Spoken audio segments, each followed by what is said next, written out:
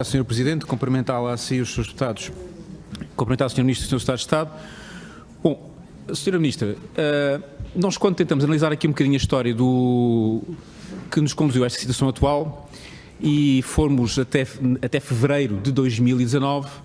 conseguimos perceber que na altura o Sr. Ministro tentou tranquilizar toda a gente e disse que estava fora da equação, que era completamente quase impossível um encerramento das urgências noturnas do Hospital Garcia de Horta. Certo é que em novembro esse encerramento ocorreu, certo é que até à data ainda não reabriram. Nós tivemos aqui audiência muito obrigado, a audição em que o atual Presidente do Conselho de Administração do Hospital Garcia de Horta nos informou que iria existir, de acordo com as suas previsões, a reabertura deste serviço, ainda que parcial, se eu não estou a erro, foi assim que foi colocado, no mês de abril. Ora, em primeiro lugar, o que lhe queria perguntar é, de fevereiro de 2019 até novembro de 2019, que circunstâncias é que se verificaram para a Sra. Ministra efetivamente ter assistido, porque aqui assistiu, não conseguiu evitar, ter assistido ao encerramento das urgências noturnas do Hospital Garcia de Horta, de tal modo que até ao momento ainda não conseguiram reabrir e de tal modo que até ao momento nós ainda não conseguimos perceber o que é que falhou. Se porventura aquilo que foram as informações que nós até agora recolhermos que estão relacionadas com a saída de profissionais for a única e exclusiva razão, o que é que nos poderá garantir que isso não venha voltar a acontecer caso as urgências, espero eu que assim seja, reabram no mês de abril?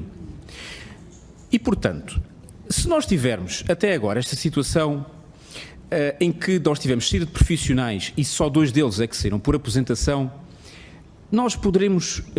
perceber aqui um bocadinho que é uma situação, se calhar, não só contextualizada no panorama nacional, mas focada no Hospital Garcia de Horta. Será que existe alguma situação excepcional no Hospital Garcia de Horta que levou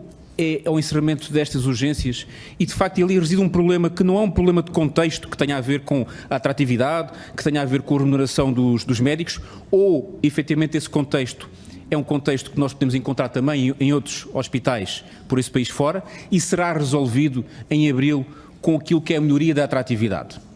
Portanto, percebe aquilo que eu estou a perguntar e de forma é que eu estou a colocar. Porque nós temos aqui declarações, por exemplo, que foram proferidas pelo sindicato, pela FNAM, que demonstraram-se bastante céticos. Aliás, eu até registrei bem aquilo que foram as suas palavras. Disseram que não acreditavam que o Hospital Garcia de Horta reabrisse em abril. E colocaram a tónica nestes pontos, daquilo que é a atratividade que ainda existe ou que ainda não existe neste hospital, daquilo que são os problemas que levaram à saída destes profissionais e que ainda não estão resolvidos. Portanto, é importante esclarecer-se de facto que nós temos aqui um foco de problema que foge à regra do país e que foge a uma questão de conjuntura nacional e de facto não tem um foco local. Depois, ainda sobre esta questão, nós tivemos uma resposta que foi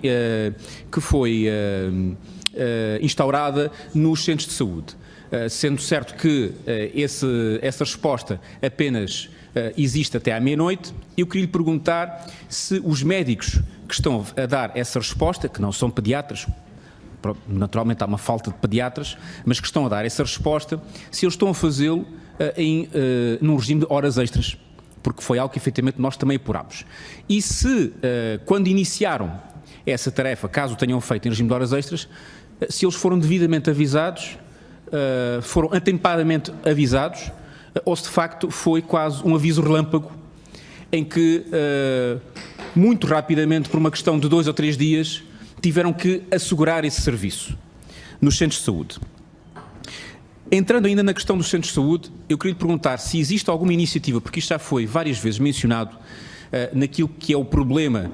que se procura resolver, na falta de resposta que o Hospital Garcia de Horta tem, e essa falta de resposta nós bem sabemos que reside no facto de ser um hospital que serve uma população muito maior para aquela que ele foi dimensionado e, portanto, várias vezes foi colocado em cima da mesa que a resposta do Hospital Garcia de Horta pudesse ser complementada pelos centros de saúde.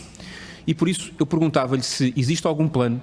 existe alguma estratégia que faça com que estas situações que assistimos na pediatria e outras semelhantes possam encontrar uma resposta programada, planeada e não desta forma como reativa, como foi com o encerramento das urgências pediátricas, mas sim uma forma programada, de forma a libertar a pressão que é possível libertar do Hospital Garcia de Horta.